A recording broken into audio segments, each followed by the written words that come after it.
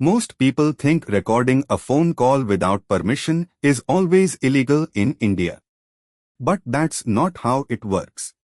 One 5-minute audio clip of a mother-in-law's dowry demand became the deciding piece of evidence in a family court, and it was entirely admissible.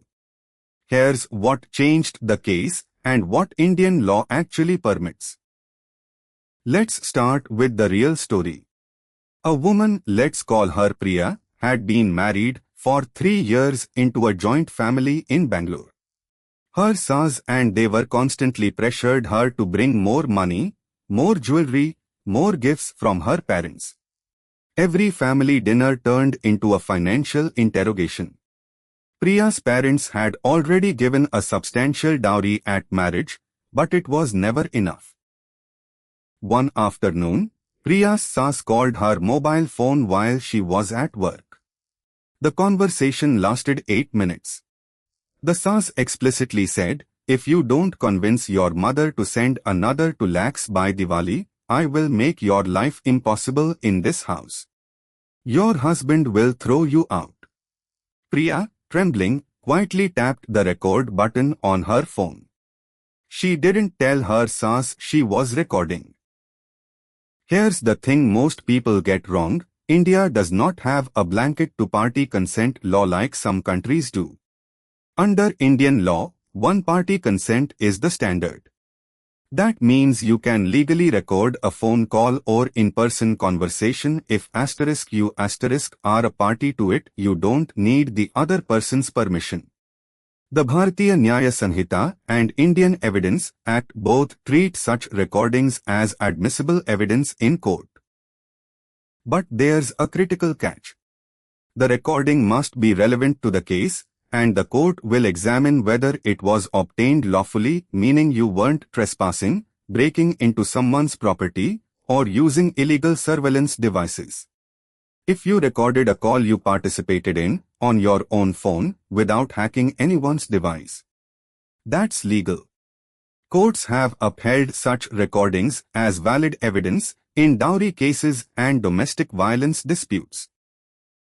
Priya saved the audio file, had it professionally transcribed, and filed an FIR with the local police station for dowry harassment under the Dowry Prohibition Act.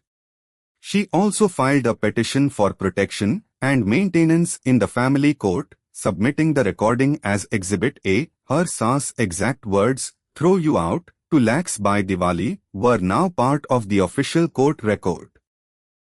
The Saas lawyer argued the recording was obtained without consent and shouldn't be heard.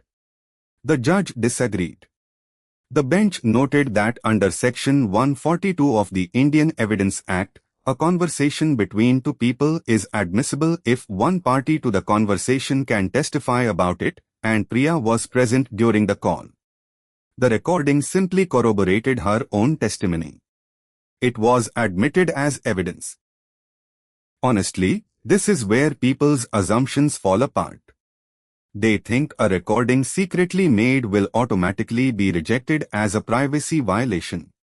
In reality, Indian courts distinguish between *consent for recording and *relevance to the case*. Dowry harassment, threats of abandonment, and extortion are serious enough offenses that courts prioritize the victim's safety and the truth of what was said over the method of documentation. 3 months later, the family court ordered the Saas to pay Priya 50,000 rupees in compensation and issued a non-molestation order forbidding further threats. The dowry case was forwarded to criminal court, where it's still pending, but the audio evidence was considered substantial proof of the demand. Priya's Saas now speaks to her only through her husband, and even then, carefully. So here's what you need to know. If you are in a phone call or in-person conversation and you record it, you can use that recording in court in India. You don't need permission. But, and this is crucial, the content has to be genuine. The recording has to be clear enough to verify, and it must be relevant to the case you are filing. A recording of casual gossip won't help you. A recording of threats, demands, or confessions will. If you are facing dowry pressure or threats at home, document everything: calls, messages, witnesses. Call the Women's Helpline at 181 for free confidential advice on how to safely collect evidence. Many women don't realize that audio evidence, when properly recorded and submitted, can be the difference between a case that collapses and one that wins in court. The single most useful takeaway: in India, you have the legal right to record a conversation you are part of. Use that right wisely. Store the file safely, have it transcribed, and keep it confidential until you speak to a lawyer or file an official complaint. Evidence wins cases. Secret recordings become public evidence the moment they enter the courtroom. If you are dealing with family disputes, dowry harassment, or threats at home, subscribe to this channel. We break down the real Indian laws that protect you and explain how documentation strategy actually wins in court. Every week, we cover new cases and legal explainers grounded in the Bharatiya Nyaya Sanhita, family law, and consumer protection. Your story matters. Let's make sure the law works for you.